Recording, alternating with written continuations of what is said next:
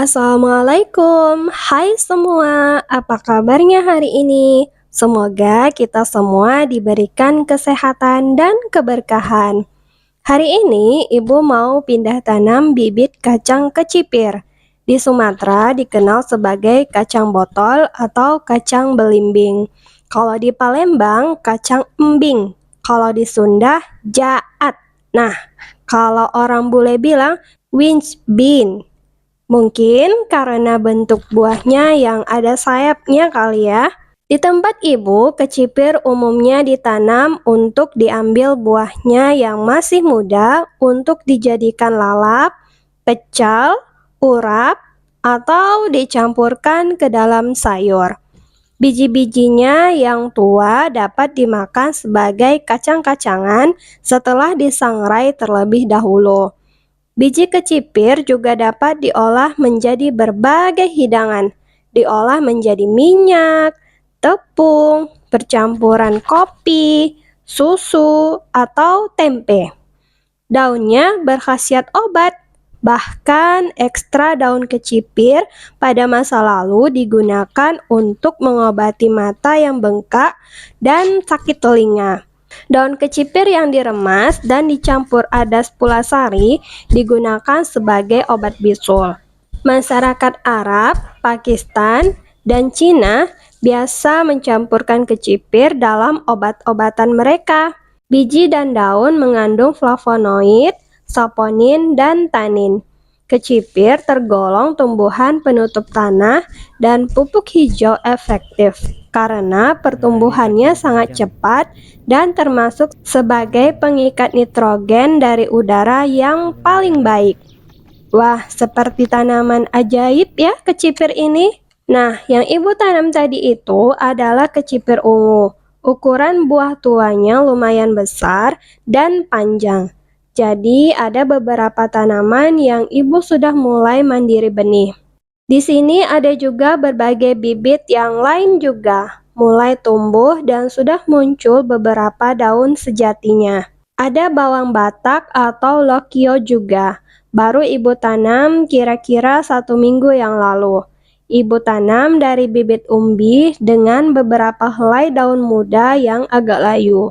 Semoga bisa survive dan tumbuh subur ya. Ada tanaman wortel juga. Tanaman yang dipaksakan ini mah. Iya, dipaksa tumbuh di tempat panas berdengkang yang bukan habitat mereka. Selain wortel terpaksa, ada juga seledri terpaksa. Tapi dia bisa tumbuh subur loh. Dari ibu hanya punya 1 polybag, sekarang sudah berkembang jadi banyak dan alhamdulillah subur-subur. Ada tanaman kencur juga, si bumbu aromatik yang harum banget. Ada daun bawang juga, ditanam dari recycle sisa dapur. Jadi kedepannya nggak perlu beli lagi kan? Jadi rasa menang banyak ibu kalau gini.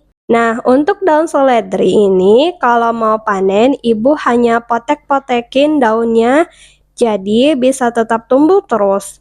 Bahkan anak-anak seledri juga tumbuh di sebelah indukannya. Ibu pindahkan mereka di polybag yang baru agar tidak berdesak-desakan berebut nutrisi dengan emaknya dan pertumbuhannya bisa optimal. Ada kale juga.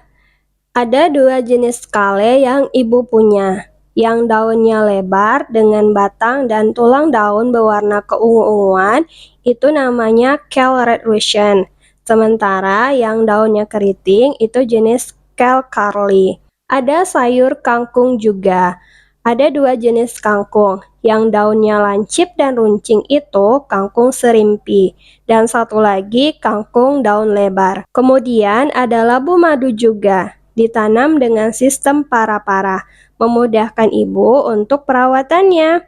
Untuk pruning, untuk cek hama, untuk polinasi. Bentuk buah labu madu ibu kadang-kadang suka aneh-aneh. Ada yang panjang seperti leher bebek angsa, seperti gagang telepon, atau seperti bohlam lampu. Lucu-lucu kan?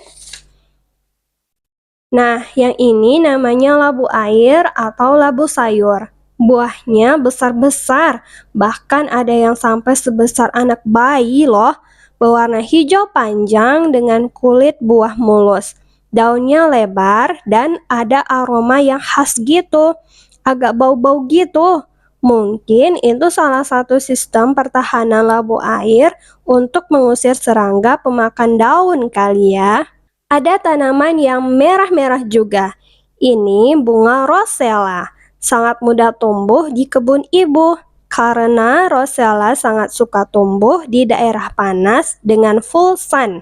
Ada 4 batang paprika juga, mulai muncul tunas baru setelah pangkas pucuk. Kelihatan tumbuh kurang bagus, sepertinya daunnya mulai keriting. Ada juga beberapa cabai Thunder Mountain Longhorn dan cabai merah Taiwan. Dan ada pohon buah tin juga yang ditanam di depan reban ayam. Tanaman yang dipaksa buat numbuh ada lagi. Ini kol atau kubis. Kalau ditanam di pegunungan atau tempat yang sejuk, diameter kubis bulat bisa mencapai besar kepala orang dewasa. Bahkan bisa lebih loh. Tapi kalau di kebun ibu sudah mau numbuh aja, ibu amazing sekali tahu. Karena di Riau biasanya kubis didatangkan dari daerah lain, seperti Sumbar atau dari Medan. Perlu naik mobil truk dan perjalanan jauh dulu tuh kubis. Jadi, ada tanaman yang kadang kita kira biasa aja, tapi bisa jadi luar biasa bagi orang lain. Yang ini tanaman kacang koro, sudah mulai tumbuh sulur-sulurnya. Tumbuhnya merambat dan melilit pada tali rambatan. Nah, yang di sebelahnya ada buncis. Daunnya hampir mirip seperti kacang koro juga ya. Mungkin mereka masih sepupuan kali ya. Ibu tanam di dalam karung bekas, memanfaatkan barang bekas menjadi sesuatu yang lebih bermanfaat lagi, ya kan? Yang ini mentimun baby, daunnya seperti terbakar. Mungkin media tanamnya masih panas akibat kohe atau komposnya itu belum matang sempurna. Ibu nggak sabaran soalnya terlalu cepat memindahkan bibitnya. Nah, yang ini tanaman markisa. Ini markisa dengan rasa yang manis. Anak-anak ibu sangat suka dengan markisa ini.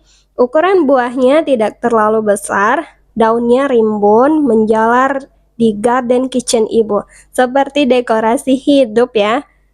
Ada tanaman terong juga, sudah mulai berbunga. Kapan-kapan lagi ya Ibu Garden Tour-nya. Sekian dulu cerita kita. Barakallah. Terima kasih sudah menonton hingga akhir. Semoga video ini bermanfaat. Jazakallahu khair.